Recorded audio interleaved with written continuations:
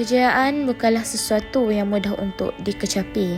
Ia bermula daripada sebuah pengurusan, cabaran demi cabaran, rintangan berganti rintangan, dugaan beserta dugaan, akhirnya menghasilkan sebuah kejayaan yang menjadikan manusia lebih menghargai sebuah kehidupan. Hari ini, kami akan mendokumentasikan seorang tokoh yang amat kami sanjungi. Beliau diberi nama Ustaz Muhammad Sya'ari bin Abdul Rahman. Pada tahun ini, beliau berusia 40 tahun dan dilahirkan di Tumpat, Kelantan pada 20 Julai 1982. Beliau telah mendirikan rumah tangga selama hampir 14 tahun bersama dengan Puan Nurul Syuhadah Haji Shoaib dan kini dikurniakan 3 orang cahaya mata bernama Fatihah Wajihan, Akil Muhtadi Al-Fatih dan Akil Farahi. Pada usia 12 tahun, beliau diuji dengan kematian bapa.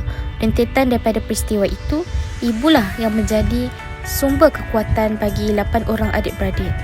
Beliau yang merupakan anak ketiga dan abang sulungnya telah dihantar pulang ke kampung. Dahulunya menetap di Kampung Baharu, Kuala Lumpur, kini membesar dalam suasana kampung di Pondok Berangan Pasir Putih, sebuah pesantren milik Tuan Guru Nik Haji Yaakob bin Ishaq yang merupakan atuk sebelah mak beliau, iaitu Kamariah binti Yaakob. Suasana kampung mendidik beliau menjadi seorang yang suka bersosial sesama masyarakat dan memiliki jiwa survival. Daripada kampung jugalah, beliau meminati kisah-kisah sirah Rasul dan obses mengumpul DVD jejak Rasul. Kenangan dan pengalaman yang beliau miliki menjadikan beliau seorang yang berjaya pada hari ini, iaitu dengan menjadi pengasas dan pengarah urusan paradigma Ibrah Sdn Bhd. Beliau juga jurulatih utama Tadabbur Center Sdn Bhd dan berpengalaman menjadi penyampai tetap segmen Ibrah pada tahun 2013 hingga 2017 dan Tadabbur pada tahun 2021 di IKIM FM. Beliau juga penyampai tetap segmen mingguan Assalamualaikum Ustaz pada tahun 2020. Beliau juga berpengalaman menjadi penulis buku. Bermula tahun 2011 hingga 2021, beliau memiliki karya penulisan sebanyak 14 buah. Antaranya Kuasa Kepemimpinan Al-Fatih, Kompas 114, Kompas Anbiya dan lain-lain. Kata beliau, prinsip hidup beliau adalah bakat itu. Bagi saya punya prinsip adalah majikan bukan hanya mengurus syarikat. Majikan kena jadi macam Sifu Ogwe dalam Kung Fu Panda tu. Dia tahu melihat gemuk panda ni, dia ada potensi. Pendidikan awalnya bermula di sebuah pesantren di Tumpat, Kelantan. Beliau seorang yang suka berpersatuan sejak di bangku sekolah lagi. Sekolah menengah beliau di Sekolah Menengah Kebangsaan Tumpat, Kelantan, dan di sinilah beliau pernah menjadi pelajar pertama yang mendapat 9A bagi peperiksaan PEMR. Semasa berada di tingkatan 4 sehingga tingkatan 6, beliau bersekolah di Kolej Islam Sultan Alam Shah, Kelang, Selangor.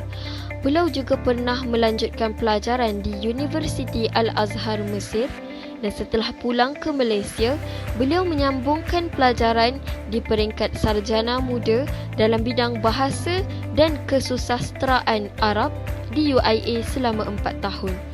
Beliau juga pernah dilantik sebagai Setiausaha Gamis dan juga Setiausaha Persatuan Bahasa Al-Quran UIA. Setelah itu, beliau mula menceburi bidang perniagaan.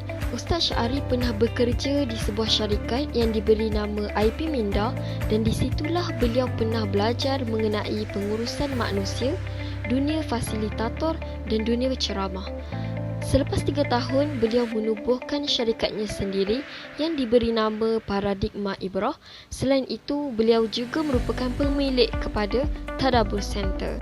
minat beliau yang mendalam tentang kisah para rasul dan nabi menjadikan asbab tercetusnya nama syarikat Ibrah Paradigma. Ibrah adalah segala-galanya. Perjuangan saya adalah menyampaikan kisah. Sebab saya suka jejak Rasul tadi, kalau kamu masih ingat. Saya beli VCD player. Zaman dulu mana ada YouTube apa semua. Beli VCD yang keras tu, 8 siri. Kebetulan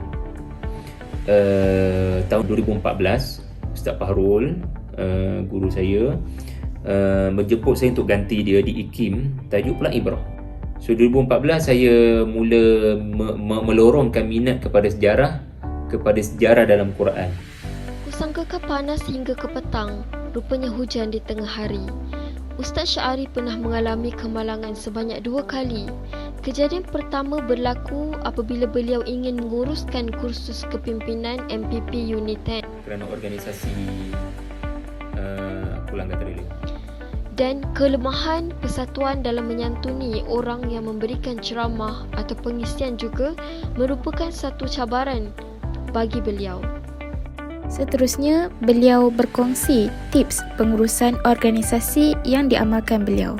Saya mementingkan wawasan, saya mementingkan motivasi staf, saya mementingkan kontemporari kita punya pendekatan, lebih research R&D, saya mementingkan meremajakan pendekatan digital dan saya mementingkan motivasi dengan duit.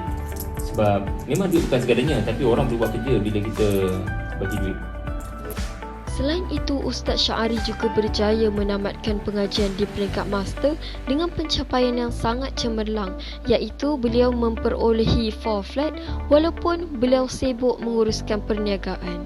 Pencapaian seterusnya, Selepas 12 buah buku saya tulis, karya yang ke-13 adalah dalam bahasa Inggeris, In the Untested Moments. Itu bagi saya adalah satu pencapaian yang saya idam-idamkan, di mana idea pemikiran saya dalam ulum Al-Quran sampai kepada English reader. English reader ni dia tak sama dengan Malay reader. English reader dia akan baca buku sampai habis dan dia akan baca walaupun dia tak kenal siapa orang tu. Memang melihat maqala wala manqala. Kebanyakan English reader sangat kritikal. Akhir kata, berdasarkan sejarah hidup Ustaz Syahari, jelaslah bahawa kejayaan bukanlah sesuatu yang mudah untuk digapai. Ia memerlukan kesungguhan dan juga pengorbanan yang besar, termasuklah tenaga, masa, harta dan keluarga. Oleh itu, kita sebagai mahasiswa perlulah mengambil iktibar daripada kisah hidup beliau supaya kita lebih bersemangat dan tidak mudah berputus asa dalam mendepani cabaran dalam kehidupan.